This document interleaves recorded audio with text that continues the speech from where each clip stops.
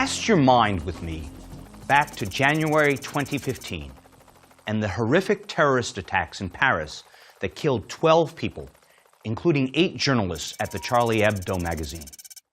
You're probably familiar with the event, but it's worth recounting what happened.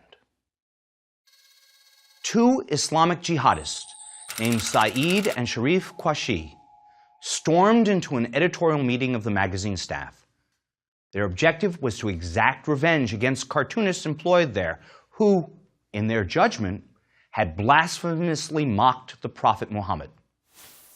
Dressed like soldiers and armed with assault rifles, the 2 men, brothers, killed the journalists, 2 police officers, a maintenance worker, and a visitor to the French satirical weekly newspaper. They injured 11 more before leading French counterterrorism forces on a 72-hour chase. Ultimately, they were cornered and killed during a shootout in northeast Paris. Meanwhile, another Islamic sympathizer, Ahmadi Coulibaly, who might or might not have coordinated his attacks with the Qureshi brothers, took hostages at a kosher supermarket in Paris, where 4 more innocent Parisians died before he, too, was gunned down. The world reacted in shock and anger. Twitter and Facebook exploded with the Je suis Charlie hashtag and Instagram photos. The people of France marched in solidarity with the cartoonists. World leaders flocked to Paris in demonstrations of support. And the next issue of Charlie Hebdo was translated into more than 16 different languages, publishing more than 3 million copies, which sold out in short order. The assault on free speech and free expression proved unavailing. But in the wake of the Charlie Hebdo tragedy, many questions emerged about the failure of the French surveillance system. And that is what makes the tragic mass murder relevant to our discussion. You see, at least one of the Qureshi brothers, Saeed, and possibly both of them, had taken weapons training in Yemen and interacted there with senior leaders of al-Qaeda in the Arabian Peninsula, a group often identified by its initials, AQAP. By some accounts, Saeed Qureshi met with Anwar al-Awlaki, the American-born sheikh who later died in an American drone attack. The younger brother, Sharif, in an interview while still cornered, claimed that al-Awlaki had financed the Paris attack. The Qureshi brothers were not unknown to French anti-terrorism forces. Sharif had been arrested by French authorities in 2005 as he was about to leave to go fight in Iraq. He planned to travel to Iraq via Syria, a terror transit pipeline at the time, dominated by al-Qaeda in Iraq. He was convicted of supporting terrorism and sentenced to 3 years in prison for recruiting fighters to join the notorious leader of the al-Qaeda affiliate in Iraq, Abu Musab al-Zarqawi. But Sharif didn't serve any time after the conviction. The judge ruled that his pre-trial detention had been enough. Nonetheless, Sharif's time in prison awaiting trial seems not only to have solidified his radicalization, but also to have connected him to people who were important in French militant circles. In pre-trial detention, Sharif met Jamal Beghal, who was being held for his role in an attempted attack on the U.S. Embassy in Paris back in 2001.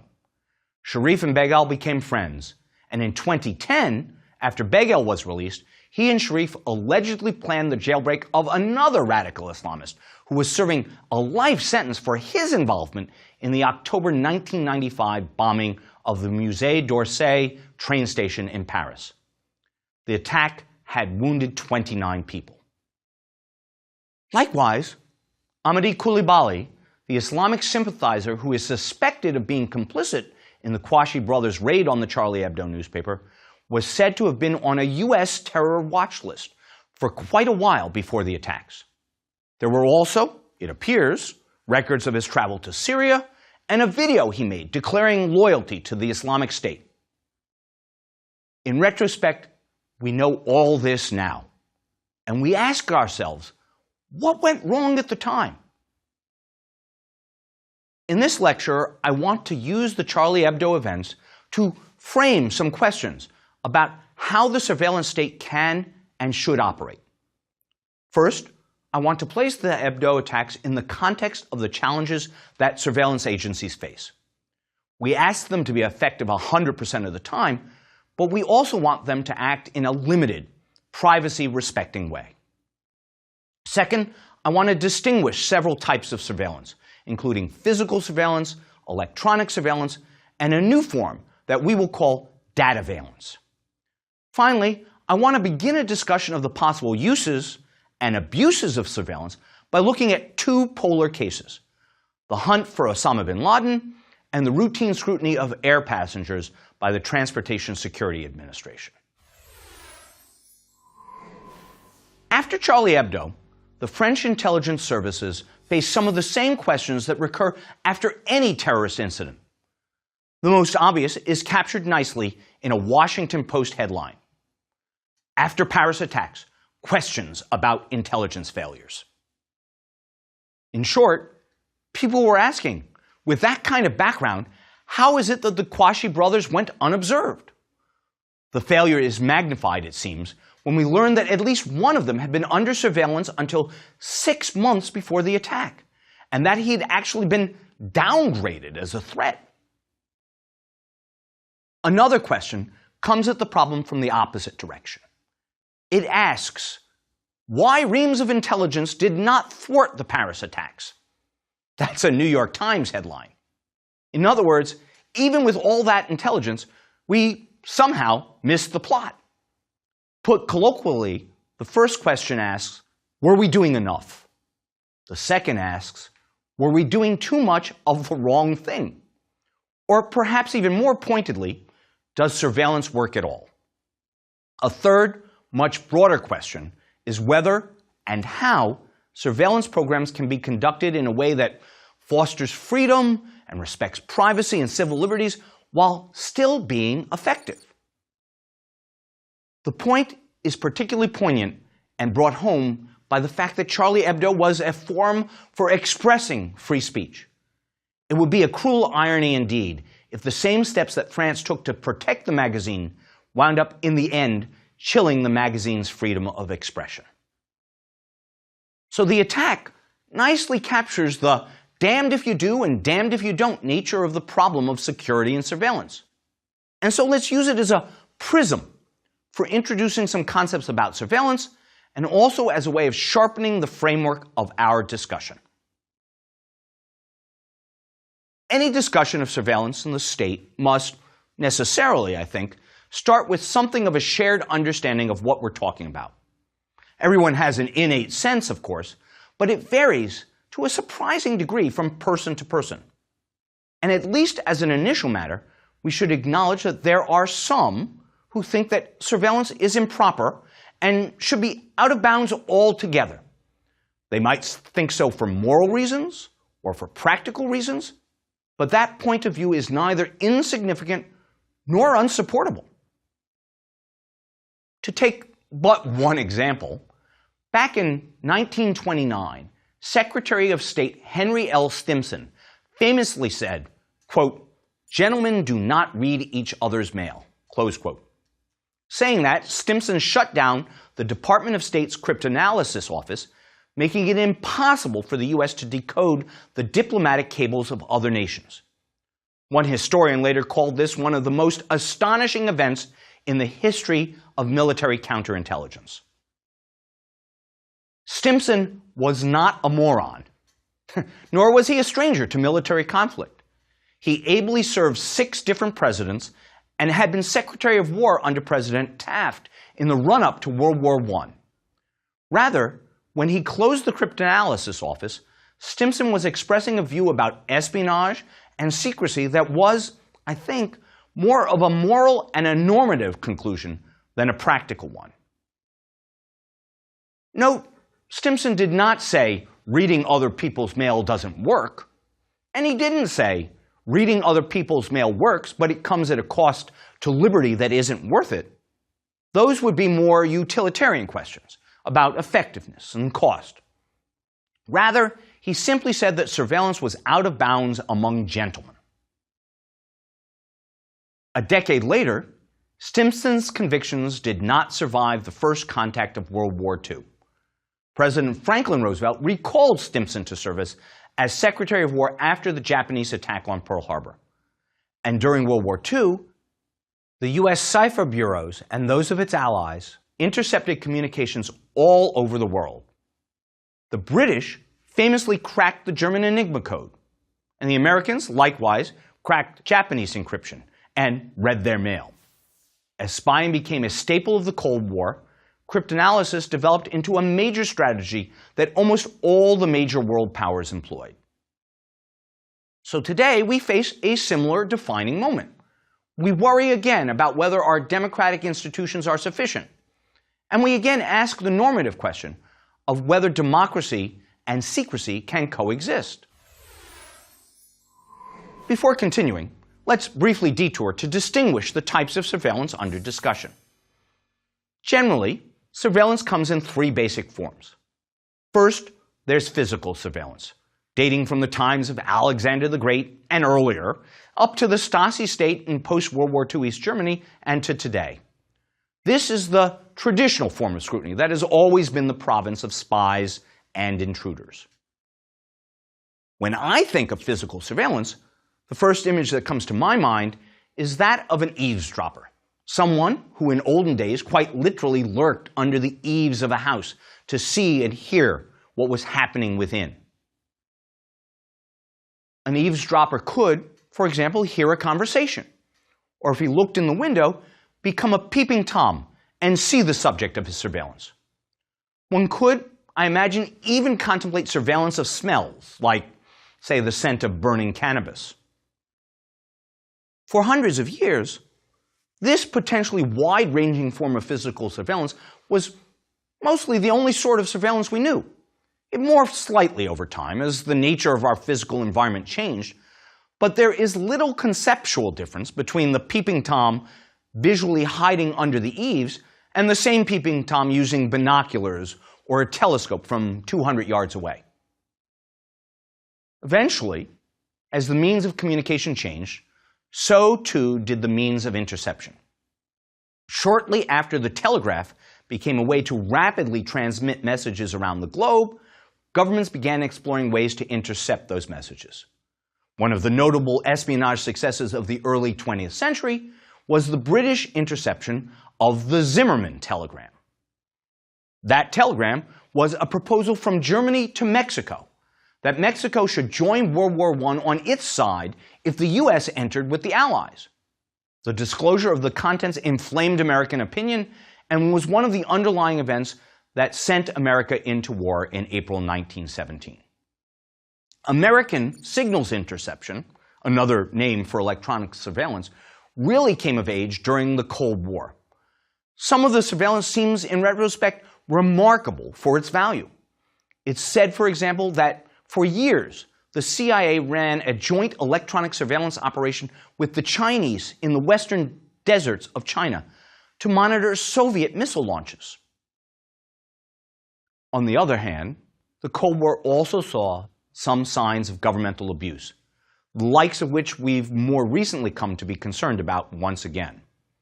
In the mid-1970s, for example, the National Security Agency conducted 2 programs involving electronic interception that have since proven quite controversial. One of them, codenamed Shamrock, originated after the conclusion of the Second World War. It involved U.S. communications companies giving the NSA access to all of the international cable traffic passing through their company's facilities. The second program, known as Minaret, created a watch list of U.S. persons, including military deserters and those involved in civil disturbances and anti-war movements and demonstrations, whose communications were to be monitored. Included were such well-known anti-war activists as the singer Joan Baez, the actress Jane Fonda, and the pediatrician Dr. Benjamin Spock. To these traditional forms of surveillance, we must add a third, the collection and analysis of personally identifiable data and information about individuals. Data valence is an inevitable product of our increasing reliance on the internet and global communication systems. We leave an electronic trail almost everywhere we go. In a networked world, technological changes have made personally identifiable information pervasively available. And as the available storehouse of data has grown, so have governmental and commercial efforts to use this data for their own purposes. Commercial enterprises target ads at consumers and solicit new customers. Governments use the data to identify and target previously unknown terror suspects to find so-called clean skins. To further frame the discussion, let's take a look at two surveillance exercises: the hunt for Osama bin Laden and the operation of the Transportation Security Administration's no-fly list. These examples don't encompass the entire realm of the discussion, but I think they're meaningful starting points. The hunt for bin Laden used all three forms of surveillance, often in overlapping and mutually supportive ways. The entire story is still not fully declassified, but what we know of it from public reports suggests that the United States used almost every means available to track down the terrorist mastermind. The key to finding bin Laden appears to have come from identifying and then tracking one of his couriers. Initial information regarding the courier was collected from war-on-terror detainees at Guantanamo Bay. They gave American intelligence the courier's pseudonym, Abu Ahmed al-Kuwati. We were told that al-Kuwati was a protege of the Pakistani senior leader of al-Qaeda, Khalid Sheikh Mohammed. It was not, however, until 2009 that we learned that the courier lived in Abbottabad, Pakistan. To track him, the CIA initially used sophisticated geolocation technology that helped pinpoint the courier's cell phone location. As reported by the Washington Post, quote, the National Security Agency also was able to penetrate guarded communications among al-Qaeda operatives by tracking calls from mobile phones identified by specific calling patterns. Analysts from the CIA pinpointed the geographic location of one of the phones and linked it to the compound in Abbottabad, where other evidence suggested bin Laden was hiding. Eventually, that allowed the CIA to determine the exact type of car that Kuwati drove. It was a white SUV. Using physical and electronic surveillance, the CIA began tracking the vehicle. One day, a satellite captured images of the SUV pulling into a large concrete compound in Abbottabad. Agents determined that al-Kuwati lived there and used aerial surveillance to keep watch. The residents of the compound were extremely cautious. They burned their trash instead of putting it out for collection. Why? Probably to frustrate a search of that trash that might have yielded DNA samples of the residents and thus been of use in identifying who lived there. In addition, the United States learned that the compound lacked a phone or an internet connection. Again, why? Almost certainly because the residents understood that phone and internet communications could be tracked, traced, and intercepted, the type of electronic surveillance for which the NSA has become quite renowned. All communications to the outside world ran through al-Kuwati and his brother, who came and went from the compound. Another man, who lived on the third floor, never left. He stayed inside the compound and underneath a canopy, frustrating overhead surveillance by satellite. In addition to satellites, the government flew an advanced stealth drone, the RQ-170, over Pakistan to eavesdrop on electronic transmissions from the compound. The observers called the hidden man the Pacer, because he walked back and forth. Some analysts speculated that it was bin Laden. The CIA made any number of efforts to identify who the Pacer actually was. They tried to collect sewage from the compound to identify fecal matter and run a DNA analysis. But the sewage contained the effluents of other houses as well, and so they couldn't isolate a good sample. They also tried to trick the occupants. At one point, the CIA got a Pakistani doctor, Shakil Afridi, to pretend that he was conducting a vaccination program. Nurses tried to get inside the compound and vaccinate the children, which would have allowed them to get a DNA sample, but again, without success. For his pains in assisting the United States, the Pakistani government charged Afridi with treason and sentenced him to 22 years in prison. To get a closer look at the PACER, or even to grasp a better sense of activity at the compound, CIA spies moved into a house on the property next door. It has been reported that this surveillance operation cost so much money that the CIA had to ask for supplemental funding from Congress. Funding that, of course, it received. Surveillance also played a role in planning the eventual Navy SEAL assault on the compound. At one point, the military considered the possibility that bin Laden had an escape route from the building, perhaps a set of tunnels. But images provided by the National Geospatial Intelligence Agency, which is the agency that runs our overhead satellite imagery program, revealed that there was standing water in the vicinity. From this, analysts inferred that the building was on a floodplain and that the water table was just below the ground surface. If that were the case, then, of course, it was almost impossible for there to be tunnels. They would have been flooded. In short, during the hunt for bin Laden, the United States employed physical and electronic surveillance and sophisticated data analysis. The result, from an intelligence standpoint, was a success. Many Americans are not nearly so sanguine about another common form of post-9/11 surveillance: the Transportation Security Administration's airport screenings. By now, most Americans are pretty familiar with the long lines, thorough pat-downs, and X-ray inspections that are part of the process. We are quite tired of the ritual of taking off our shoes, removing our belts, taking our computers out of our bags, and passing through a magnetometer, or maybe a millimeter wave detection system, while our luggage proceeds separately via conveyor belt inspection only for bags, and luggage and clothing reassemble, if all goes well, somewhere at the other end of the process. But that physical screening comes at the back end of a process that begins much earlier, when you first make a reservation to fly. TSA security directives require airline passengers to present identification when they make a reservation.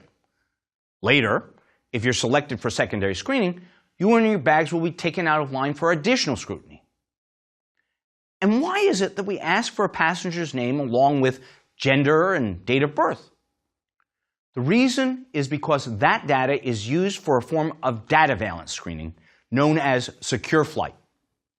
Your name and date of birth are checked against a terrorist screening database, known by its initials, the TSDB, which contains a list of individuals identified as persons of interest by the U.S. intelligence community and who are considered potential threats to American national security. According to the TSA, Secure Flight conducts uniform pre-screenings of passenger information against federal government watch lists for all flights into, out of, and within the United States. Screenings include flights that overfly but don't land in the continental U.S.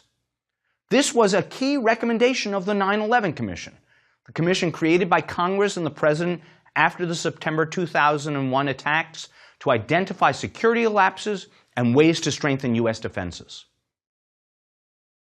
The Secure Flight program has not, so far as is publicly known, ever actually spotted a terrorist. It has, however, identified a number of criminals attempting to travel, and of course, the physical screenings often uncover people who are trying to smuggle goods or guns onto an airplane. But there are some who consider the costs of such pervasive surveillance excessive in relation to its benefits. There are two ways one might legally challenge this kind of surveillance. Let's call them the wholesale way and the retail way. In 2006, a wholesale challenge to the program failed. In a case called Gilmore versus Gonzalez, a traveler named John Gilmore challenged the TSA's identification requirement. He asserted that he had a right to travel and that his right to travel included the right to do so anonymously, without providing identification. The Federal Ninth Circuit Court of Appeals agreed, provisionally, that he had a right to travel. But it said that he didn't have a right to travel on an airplane. If he wanted to travel by air, the court said, Gilmore was consenting to the requirement that he provide identification before boarding the plane. If he didn't want to do that, he was free to travel by some other means, say by taking a train. As a result, in broad strokes, the court upheld the overall structure of the TSA screening program. The story doesn't end there, however. At what I'm calling the retail level, there are still some people who are not allowed to fly and who might have a reasonable argument that the government has made a mistake in listing them as security risks. After all, nobody can doubt that the government sometimes makes mistakes, can they? 10 U.S. citizens, including 4 military veterans, went years unable to fly to or from the United States, or even over American airspace, because they were on the government's top-secret no-fly list.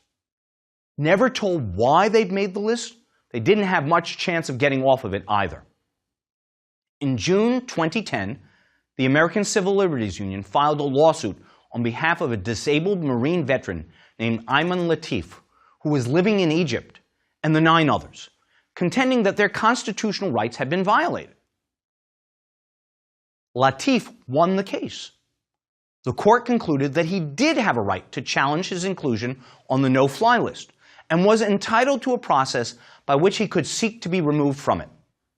It didn't help the government's case that Latif had probably been put on the list by mistake and should have been removed long before his lawsuit came to court.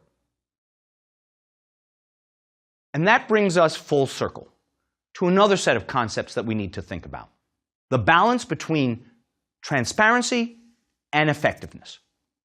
As the Latif case makes abundantly clear, effective oversight of the surveillance state requires the surveillors to be at least somewhat transparent.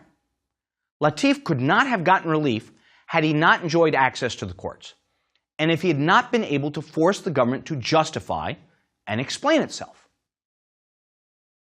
At the same time, it should be obvious from the bin Laden example that complete transparency would easily frustrate legitimate security objectives.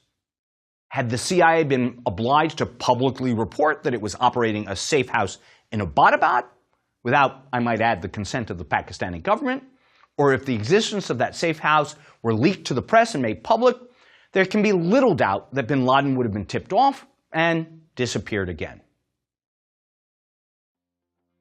The French faced many of the same questions in the wake of the Charlie Hebdo tragedy.